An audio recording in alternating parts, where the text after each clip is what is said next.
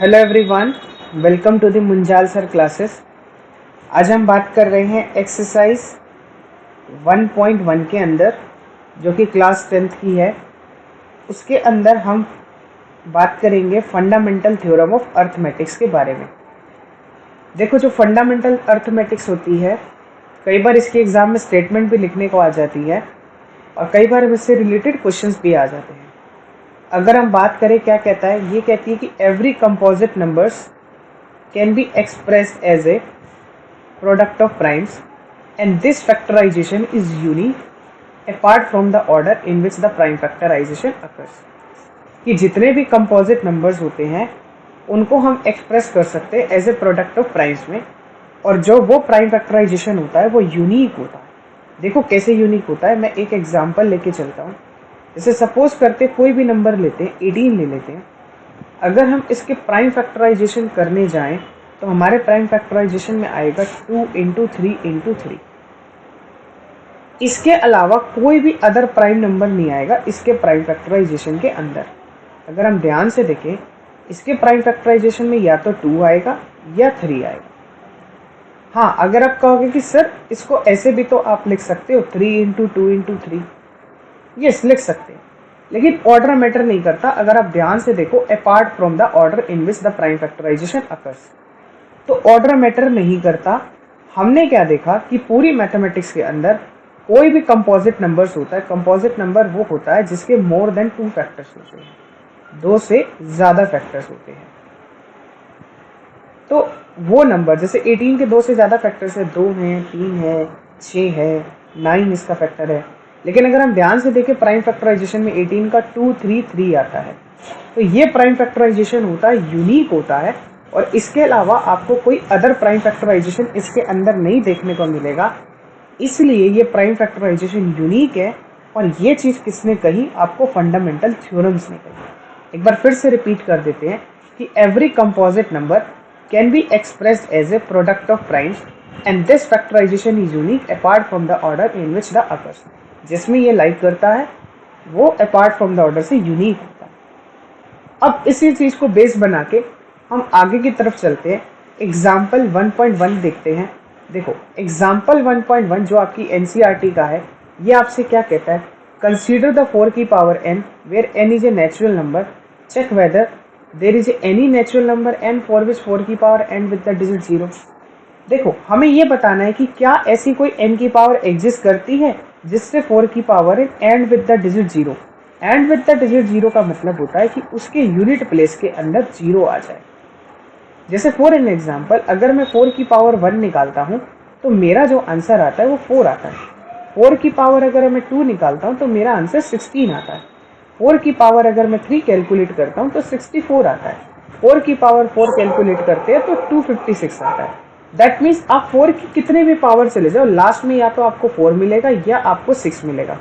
आपको 4 मिलेगा या 6 मिलेगा, मतलब इसके अलावा आपको कोई नंबर नहीं मिलेगा।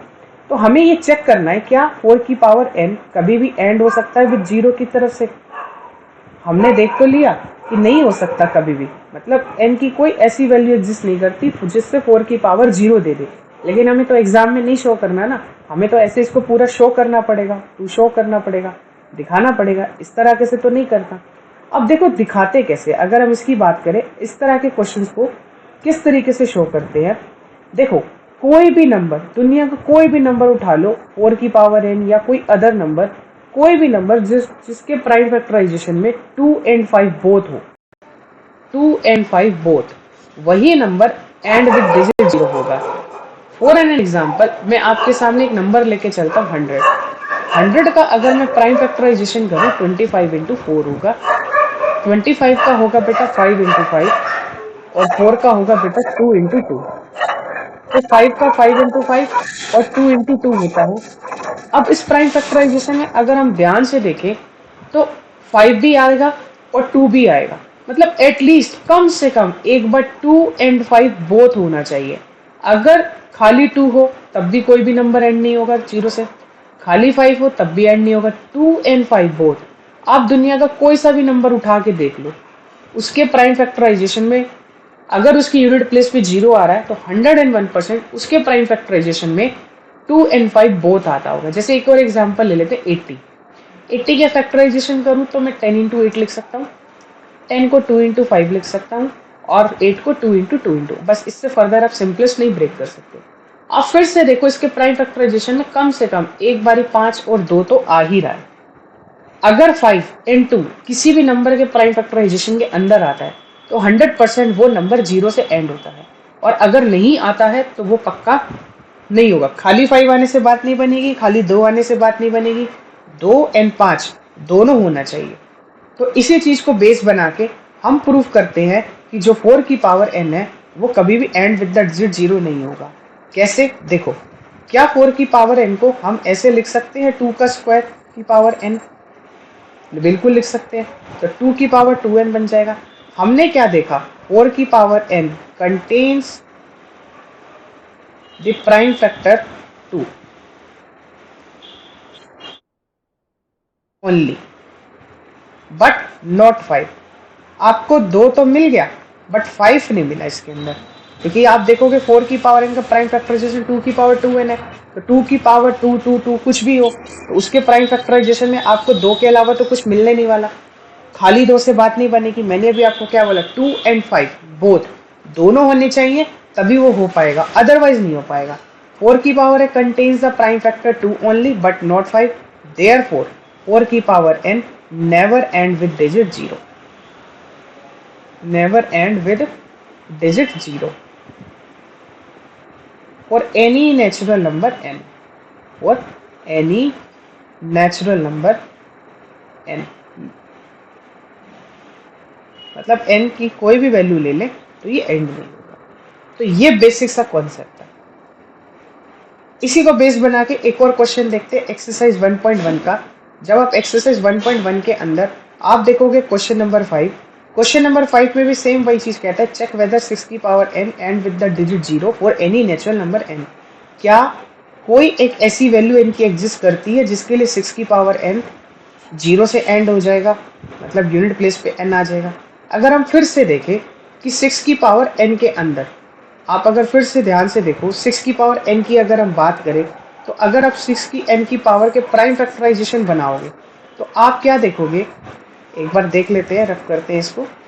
तो 6 को आप क्या लिख सकते हो? 2 इंटू 3 लिख सकते हैं, बस यही बेस है। जब आप 6 को 2 इंटू 3 लिखोगे तो आप क्या देखोगे? 6 की power n is equal to 2 की पावर n इंटू 3 की पावर n। आप 2 इंटू 3 की पावर n लिख सकते हो। आपने क्या देखा? फिर से वही कहानी, 6 की पावर n के अंदर only prime factors occurs n3, मतलब 2 and 3 मिलता है बट नॉट 5। और मैंने अभी आपको बताया कि 2 and 5 दोनों होने चाहिए। यहाँ पर इस 6 की पावर n के प्राइम फैक्टराइजेशन में सिर्फ 2 है, 3 अवेलेबल नहीं है, मतलब सॉरी 5 अवेलेबल नहीं है, 3 है। 3 से कोई फर्क नहीं पड़ता हो या ना हो, लेकिन 2 के साथ साथ 5 होना चाहिए। तो हम क्या लिखेंगे? इन 6 की power n contains only prime factors 2 and 3 but not 5, therefore 6 की power n never and with digit 0, and with digit 0। तो इसलिए ये 0 से कभी एंड नहीं होगा और एनी नेचुरल नंबर है, मतलब n की आप कोई भी वैल्यू ले लो कभी एंड नहीं होगा। एक और क्वेश्चन इसी तरीके का मैं आपको बताता हूँ। देखो, जब इसी तरीके का एक और क्वेश्चन हम जैसे सपोज करते हैं 12 की पावर n, अगर आप 12 की पावर n का चेक करने चलते हैं तो आप क्या लिखोगे? 12 की पावर n को 12 को लिख सकते 3 इंटू 4 की पावर n, तो ये हो जाएगा आपके पास 3 की पावर n इंटू 4 की पावर n। तो बेसिकली ये फिर से हो जाएगा 3 की पावर n इंटू 2 की पावर 2n। तो आप फिर से क्या देख रहे हो? 12 की पावर n के अंदर जो प्राइम फैक्टराइजेशन आ रहा है वो 2 and 3 है, प्राइम फैक्टर 5 अवेलेबल नहीं है।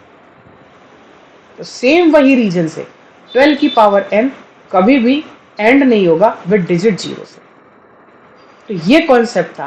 देखने में बहुत छोटी लगती है कि ये एक फंडामेंटल थ्योरम है, एक स्टेटमेंट है, लेकिन फंडामेंटल थ्योरम का यूज कैसे करते हैं कि जो भी प्राइम फैक्टराइजेशन है यूनिक है। अब आप क्या देखोगे कि इन सारे क्वेश्चनों में फंडामेंटल थ्योरम का क्या यूज हुआ?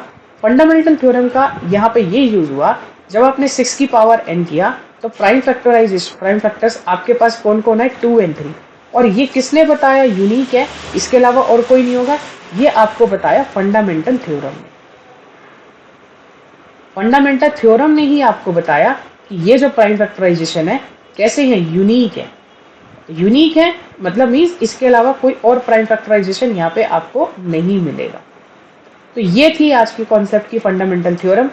फिर उससे रिलेटेड हमने डिस्कस किया 4 की पावर n, फिर हमने डिस्कस किया 6 की पावर n, और एक एक्स्ट्रा क्वेश्चन मैंने आपको और कराया था 12 की पावर n, कि ये भी कभी भी n डिजिट नहीं होगा। ऐसे आप दुनिया भर के और भी एग्जाम्पल्स ले सकते हो जो 4 की पावर n है या 6 की पावर n है, 12 की पावर n है, नेवर एंड विद डिजिट 0। अगर उसके प्राइम फैक्टराइजेशन में 2 and 5 बोथ, खाली 2 नहीं खाली 5 नहीं, दोनों होने चाहिए, तभी नंबर आपका डिजिट जो होगी and with the digit 0। Hope आपको ये कॉन्सेप्ट अच्छा लगा होगा। आज की वीडियो आपको बहुत अच्छी लगी होगी। अगर अच्छी लगी है तो कमेंट सेक्शन में बताएं। ज़्यादा से ज़्यादा पॉसिबल हो तो वीडियो को शेयर करें और इसी चैनल पर बने रहिए। धीरे धीरे करके हम क्लास 10th का बिल्कुल पूरा सिलेबस इसी चैनल पे कवर करेंगे। तब तक अपना ध्यान रखिए। बाय बाय, टेक केयर बच्चे।